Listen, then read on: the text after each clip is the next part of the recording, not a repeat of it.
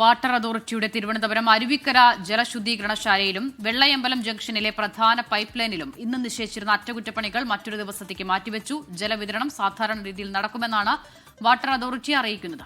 ഏതായാലും തൽക്കാലത്തേക്ക് ഇത് മാറ്റിവെച്ചിരിക്കുന്നു എന്നുള്ളതാണ് ഇപ്പോൾ വാട്ടർ അതോറിറ്റി പറയുന്നത്. അറ്റകുറ്റപ്പണികൾ ഇന്നും നാളെയുമായിട്ട് നടത്താനായിരുന്നു തീരുമാനം. അതായത് ഇന്ന് രാവിലെ 8 മുതൽ നാളെ രാവിലെ 8 വരെ പ്രധാനമായും ഈ പ്രദേശങ്ങളിലെല്ലാം തന്നെ വെള്ളം മുടങ്ങും. അതായത് 50ഓളം ഡിവിഷനുകളിൽ തിരുവനന്തപുരം കോർപ്പറേഷന്റെ പരിധിയിൽ വരുന്ന 50ഓളം ഡിവിഷനുകളിൽ ശുദ്ധജലം മുടങ്ങും എന്നായിരുന്നു പറഞ്ഞിരുന്നത്. എന്നാൽ ഈ അറ്റകുറ്റപ്പണികൾ അടുത്ത ദിവസത്തേക്ക് മാറ്റിവെച്ചിട്ടുണ്ട്.